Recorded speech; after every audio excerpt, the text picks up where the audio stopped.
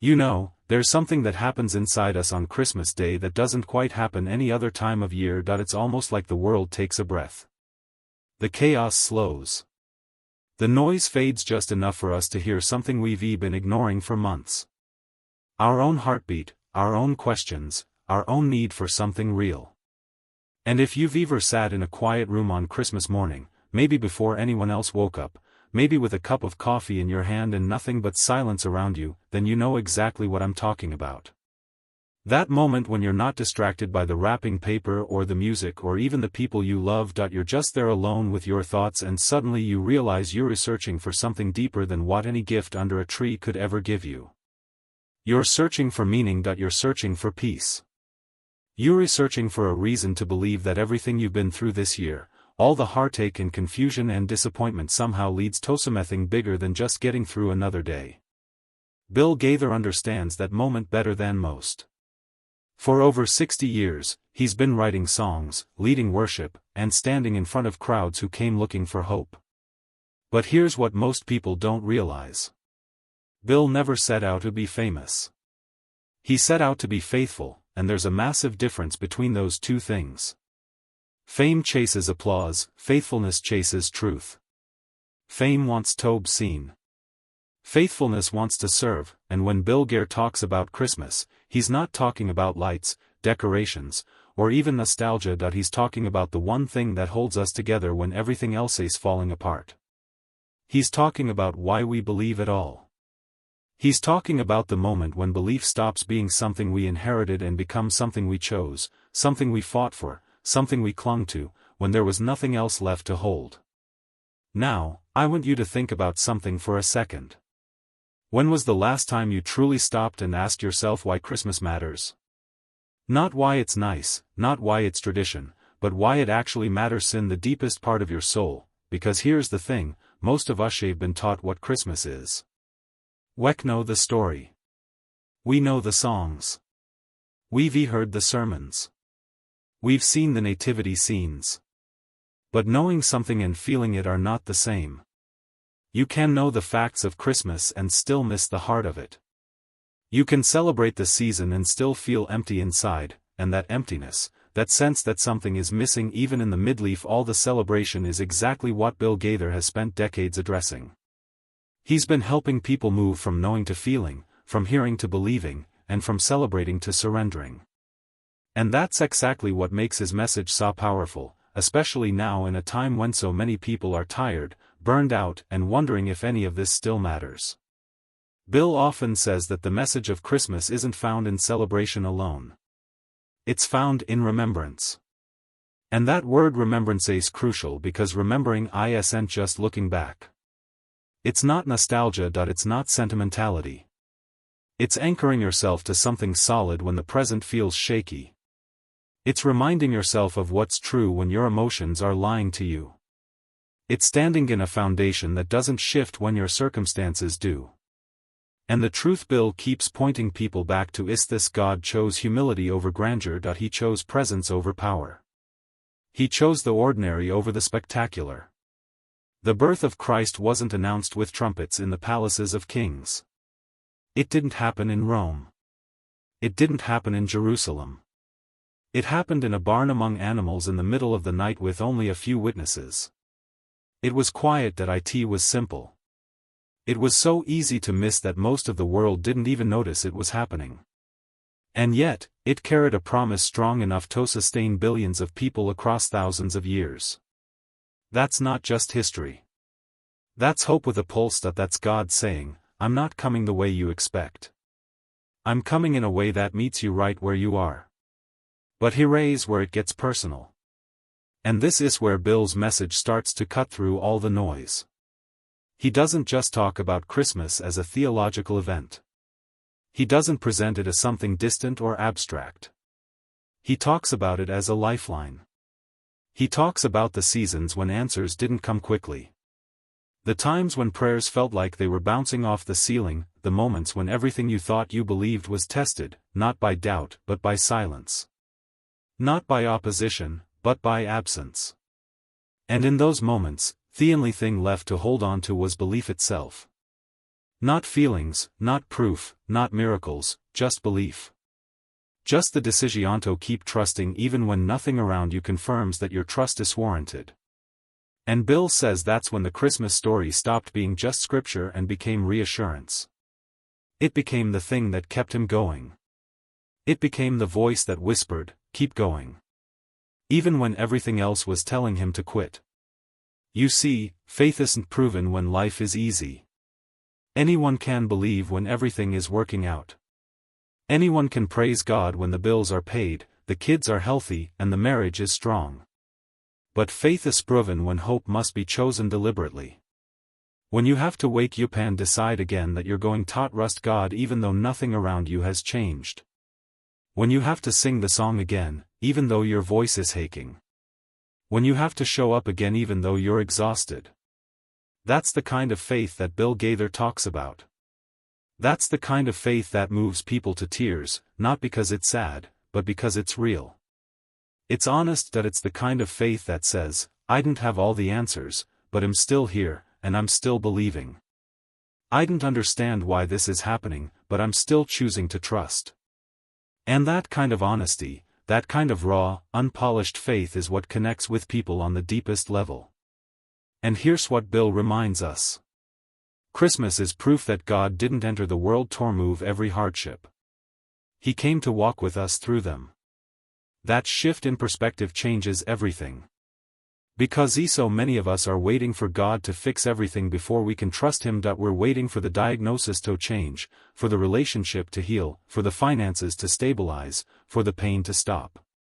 We're waiting for the miracle before we give God our worship, but God is saying, I'm with you right now, in the middle of it, in the mess of it, in the waiting, in the confusion, in the grief. That's where I am.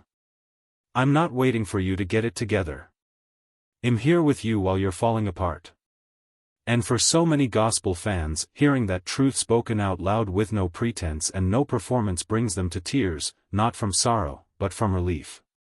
A reminder that they are not alone. A reminder that their struggle doesn't disqualify them from God's presence. A reminder that faith doesn't mean having all the answers. It means trusting the one who does. Bill Gaither's words resonate because they come from lived experience. He's not speaking from theory. He's not reciting theology he learned in a book. He's speaking from the road, from the losses, from the moments when he didn't know what was coming next, but had to keep moving anyway. He's speaking from the hospital rooms, the funerals, the broken relationships, the financial struggles, the seasons of doubt. His message is not about perfection. It's about perseverance. Where you stop pretending and start healing. Where you stop performing and start resting. Where you forgive even when it's difficult, where you trust even when fear has taken root. Where you believe again even when the road ahead is unclear. That he says is the true power of Christmas. It's not in the lights. It's not in the music. It's not in the traditions or the gatherings or the gifts. It's in the choice to return to what truly matters: faith, grace, forgiveness, and love. It's in the decision to stop striving and start surrendering. To stop earning and start receiving, to stop hiding and start being honest. And here's the part that really gets to the heart of it all. Bill Gaither's message this Christmas gently reminds believers that the greatest gift was never meant to impress the world. It wasn't designed to dazzle or overwhelm. It wasn't meant to make headlines or draw crowds. It was meant to restore hope. And for many gospel fans, hearing that truth spoken so simply, so sincerely, is enough to stir something deep inside them. Tears start to fall, not because they're sad, but because they're grateful. Because for the first time in a long time, they feel seen. They feel known. They feel like maybe, just maybe, it's okay to stop pretending everything is fine and just admit that they need hope. They need grace. They need God. They need to know that their brokenness doesn't disqualify them from His love. They need to know that their questions don't make them less faithful. They need to know that their struggles don't mean they've been abandoned. That's what Christmas does when you let it. It strips away the performance and leaves you with the presents. It stops being about what you can give and becomes about what you've already been given. And in a world that constantly demands more from you, that is a radical life-changing gift. Bill Gaither knows that. He's lived it.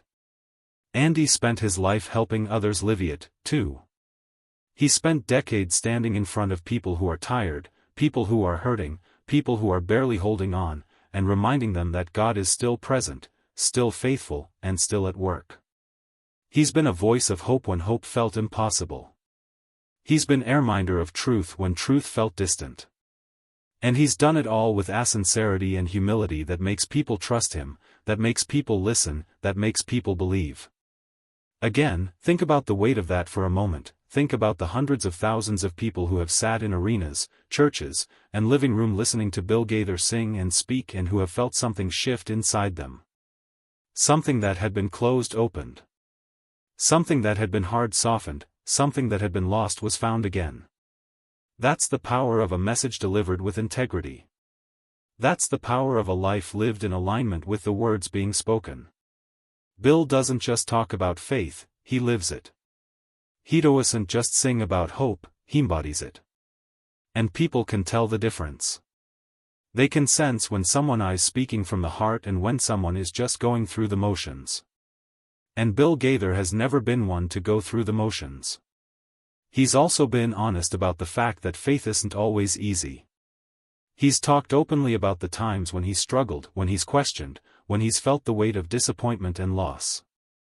And that honesty is what makes his message so powerful. Because people don't need perfect leaders.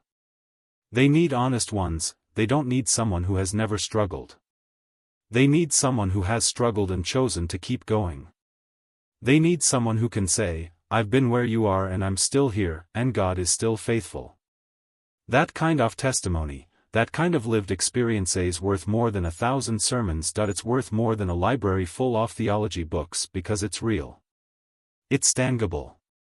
It's something you can hold on to and everything else feels uncertain, and Bill's message is especially important right now in this moment, in his season of life that so many people are walking through because we're living in a time when so many people feel disconnected, disillusioned, and tired. The world feels heavy. The news feels overwhelming. The demands feel endless, and in the middle of all of that, Christmas can start to feel like just another obligation, just another thing to get through. But Bill Gaither is inviting people to see it differently. He's inviting them to slow down, to breathe, to remember why any of this matters in the first place. He's inviting them to stop trying to manufacture joy and instead receive the peace that's already being offered. He's inviting them to stop striving and start trusting, to stop performing and start resting, to stop hiding and start being honest about where they really are, because here's the truth. God doesn't need us to have it all together. He doesn't need us to pretend. He doesn't need us to put on a show. He just wants us to show up. He just wants us to be honest. He just wants us to bring our brokenness, our questions, our doubts, our fears, and lay them at his feet. And that's what the Christmas story is really about. It's about a God who came down into the mess, into the chaos, into the brokenness, and said, I'm here. I'm with you. I'm not leaving. And that promise, that presence is what sustains us. Not our strength, not our understanding, not our ability to figure it all out. Just his presence, just his faithfulness, just his love. Bill Gaither has been reminding people of that truth for over 6 decades. And his message hasn't changed because the truth hasn't changed. God is still faithful, God is still present. God is still at work even when we can't see it. Even when we don't feel it, even when everything around us suggests otherwise, and that's the kind of faith that endures. That's the kind of faith that sustains. That's the kind of faith that Bill has been modeling and teaching and singing about for his entire life. And that's why when he speaks, people listen. That's why when he sings, people weep. That's why when he reminds them of God's faithfulness, they feel something stir inside them that they thought was dead. So this Christmas, if you're tired, if you're hurting, if you're holding on by a thread, this message is for you. If you're wondering if God still sees you, if he still cares, if still paying attention, this message is for you. If you've been going through the motions, pretending everything is fine when it's really not. This message is for you. Bill Gaither's gentle reminder is that the greatest gift was never about impressing the world. It was about